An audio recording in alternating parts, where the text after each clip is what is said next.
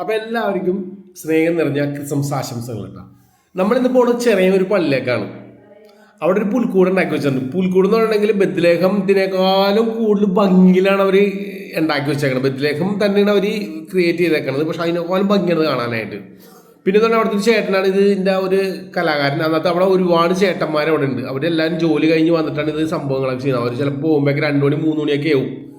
പക്ഷേ മനോഹരമായൊരു പുൽക്കൂട് എന്ന് പറഞ്ഞിട്ടുണ്ടെങ്കിൽ ഒരു രക്ഷയില്ലാതെ തന്നെ പറയാൻ പറ്റും. ആ മാതിരിയാണ് അത് ഉണ്ടാക്കി വെച്ചാൽ പുൽക്കൂട്. ആ ചേട്ടന്മാരൊക്കെ ശരിക്കും സമ്മതിച്ചു പോയി. ഇതുപോലത്തെ ഒരു പുൽക്കൂട് നമ്മൾ ഈ ക്യാമറയൊക്കെ കണ്ടിട്ട് പക്ഷെ ഇപ്പോൾ ഒരു ഭംഗിയൊന്നുമല്ല. പക്ഷെ ഇത് നേരിട്ട് പോയി കണ്ടിട്ടുണ്ടെങ്കിൽ നമ്മൾ അവിടെ നിന്ന് കണ്ടുപോകും. അതേപോലെയാണ് ഉമ്മാരി ഇത് ഈ സംഭവങ്ങൾ ഉണ്ടാക്കി വെച്ചേക്കണത്. ഓരോരോ വീടുകൾ ഓരോരോ കൊട്ടാരങ്ങളൊക്കെ എന്ന് പറഞ്ഞെങ്കിൽ കണ്ണുകളിപ്പോൾ ആ മാതിരിയാണ്. അപ്പോൾ അവിടെ ഒരുപാട് ചാനലുകാർ വന്നിട്ടുണ്ട്. അവർ തന്നെ അത്ഭുതത്തോടാണ് എല്ലാവരും നോക്കിക്കണത്. ഇത്ര നല്ല പുൽക്കൂടെ ജീവിതത്തിൽ ഞാൻ ഇതുവരെയായിട്ടും കണ്ടിട്ടൊന്നുമില്ല.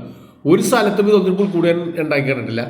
അപ്പോൾ നിങ്ങളെല്ലാവരും പോയി ഒന്ന് കാണണം കേട്ടോ. അത്രയ്ക്ക് മനോഹരമായാണ് ഈ പുൽക്കൂട് അവിടെ ഒരു ഉണ്ടാക്കി വെച്ചേക്കണത്.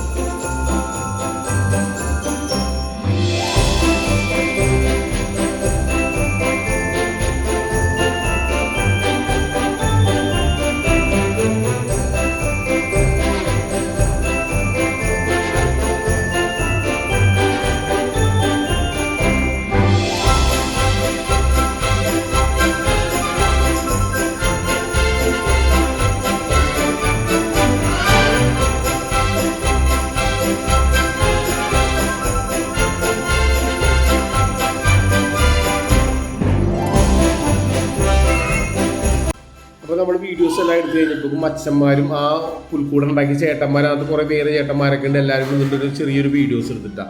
അപ്പോൾ ഈ അച്ഛൻ്റെ കാര്യം എന്നുണ്ടെങ്കിൽ ഒരു നല്ലൊരു സ്നേഹമുള്ളൊരു മനുഷ്യരായിരുന്നു. അതാണ് മാത്രമേ അവർ അത്ര മനോഹരമായിട്ട് ആ ഒരു പുൽക്കൂട് ഉണ്ടാക്കാൻ പറ്റിയത്. അപ്പോൾ ഈ അച്ഛനൊരു ബിഗ് സല്യൂട്ട് നമുക്ക് കൊടുക്കാൻ പറ്റും. പിന്നെ പുൽക്കൂട് എന്നുണ്ടെങ്കിൽ ഒന്നും പറയാനില്ല, അവരുടെ പോയി നമ്മൾ കണ്ടിരിക്കും, അത്രയ്ക്ക് മനോഹരമായ പുൽക്കൂട് ഉണ്ടാക്കിയാണ്. അപ്പോൾ എൻ്റെ ഈ കുഞ്ഞുകൂടി ഇഷ്ടപ്പെട്ട് ലൈക്ക് ചെയ്യണം, കമന്റ് ചെയ്യണം, സബ്സ്ക്രൈബ് ചെയ്യണം. പുതിയ വീഡിയോ ആയിട്ട് വീണ്ടും കാണാം.